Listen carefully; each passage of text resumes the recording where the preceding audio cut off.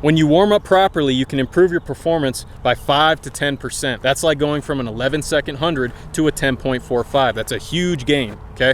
But if you're getting to your meet or you're at practice and your warm-up is not fully preparing you for the task at hand, then you're leaving performance on the table. So what do we mean by warm-up? What is warming up? Well, when we warm up, what happens? Our core temperature rises.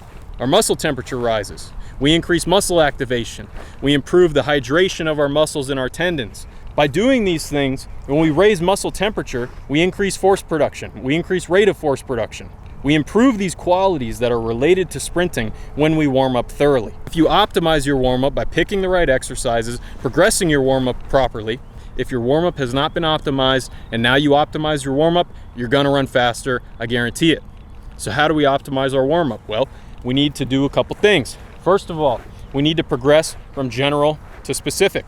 So that might be going from jogging, then into some skips, then into some general mobility drills. Then we get into some sprint drills, a little bit more specific.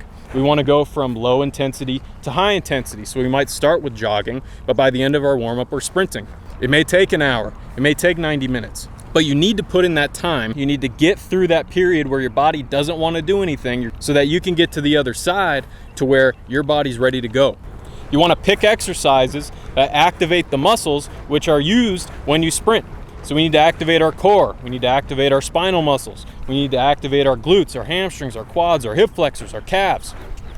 We need to make sure we have the mobility to go through the ranges of motion at speed so that we know we're going to be safe and healthy for that meet.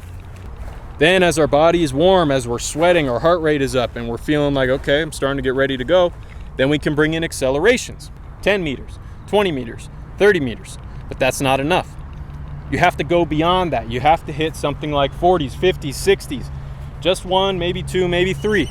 About a half hour before you run your 100, you should be doing a 50 pretty damn fast, because the velocities you hit at 50 meters are much higher than what you're gonna hit at 20 meters. So if all you're doing is 20-meter accelerations in your warm-up when you're gonna go run a 100-meter dash in your race, are you gonna be prepared? No, of course not.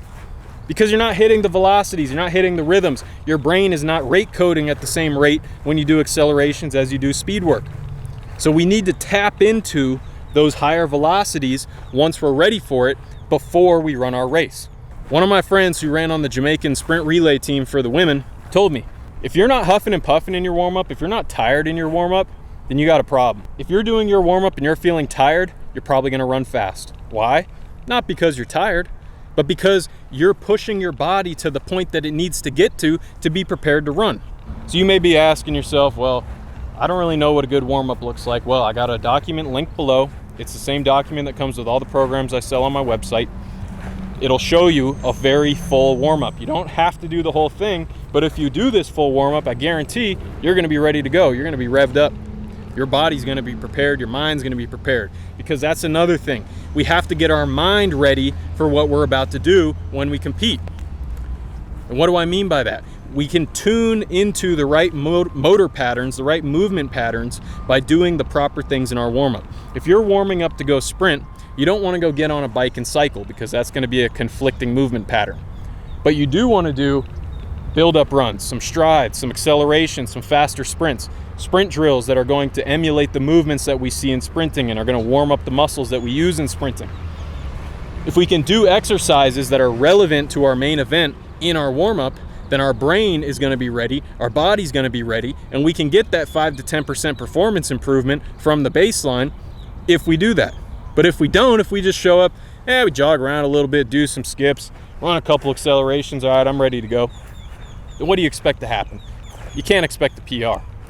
Use this document, use this warm-up, or come up with your own warm-up, I don't care. But you gotta do something, and it has to be enough to get you ready for the intensities that you need to see in your race. If you're not getting to the intensity level of your competition in your warm-up, then you can't expect to be fully prepared. You can't rely on, oh, I'm at 80%, so I'm gonna save energy for the race. Nah, you need to be hitting 100% in your warm-up. So that way, when you go in your race, you know, I'm fired up, I'm ready to go, and I'm gonna run fast. And if you do that, if you get your warm-up right and you time it properly, you hit the intensities you need to, you get the mobility you need to, you feel like my heart's racing, I'm sweating, boom, you're gonna be ready to go. Do it.